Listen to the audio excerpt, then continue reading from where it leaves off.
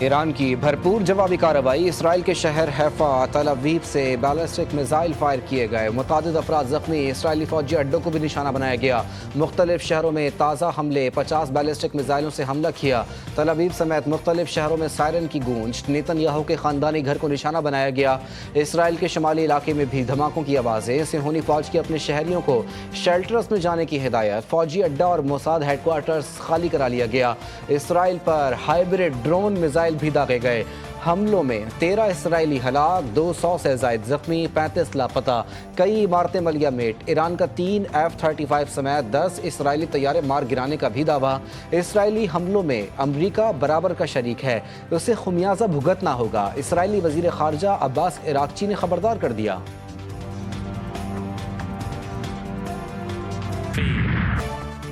اسرائیل کے پھر ایران پر حملے، دوسرے بڑے شہر مشہد کو نشانہ بنایا، 2300 کلومیٹر سے دور حملہ کیا گیا، مشہد ایئرپورٹ پر ایندھن بھرنے والے طیارے پر بمباری، مشہد ایئرپورٹ، رن وے اور امام رضا علیہ السلام کے روضے کو کوئی نقصان نہیں پہنچا، مشہد پر اسرائیلی حملوں کے بعد فضائی دفاعی نظام فعال، مختلف علاقوں میں اسرائیل نے کار بم دھماکے کرائے، تہران کے علاقے نجات الہی کے قریب وزارت تیل کی عمارت پر بمباری، اسرائیل کا تہران پولیس ہیڈ کوارٹرز پر حملہ،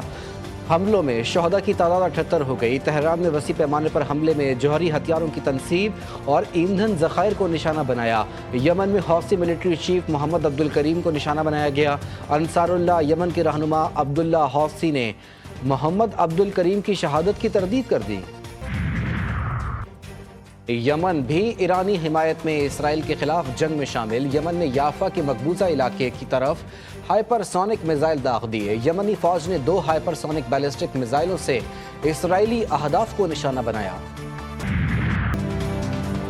ایرانی سپریم لیڈر آیت اللہ علی خامنائی کے قتل کا اسرائیلی منصوبہ، اسرائیلی وزیر اعظم کی منصوبے کو ٹرمپ کے ویٹو کرنے سے متعلق نیوز ایجنسی کی رپورٹ کی تردید، نیتن یاہو نے کہا بات چیت کی بہت سی خبریں جھوٹی ہیں، ہمیں وہ کرنا ہے جو ضروری ہے، جوہری مذاکرات ایران کی یورینیم افزودگی سے دستبرداری پر ہی کارآمد ہوں گے۔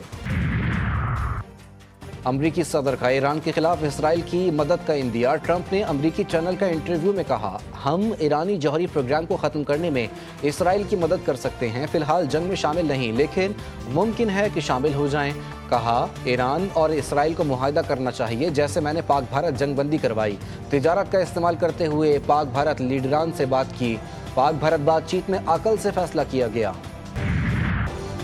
جنگ شروع نہیں کی، اسرائیلی حملوں کا فیصلہ کن جواب دیا، اسرائیلی جارحیت جاری رہی تو مزید سخت جواب دیا جائے گا، ایرانی صدر مسعود پزشکیان کا اسرائیل کو واضح پیغام، کہا عراق اپنی سرحدوں اور فضائی حدوں کی حفاظت مزید سخت کرے گا، عراقی فضائی حدود سے اسرائیلی جارحیت عالمی قوانین کی پامالی ہے، مسلم دنیا نے اسرائیل کو نہیں روکا تو دیگر ممالک بھی اس کا شکار ہوں گے، مسلم ممالک عالمی فورمز پر مضبوط اور فیصلہ کن انداز میں کھڑے ہوں۔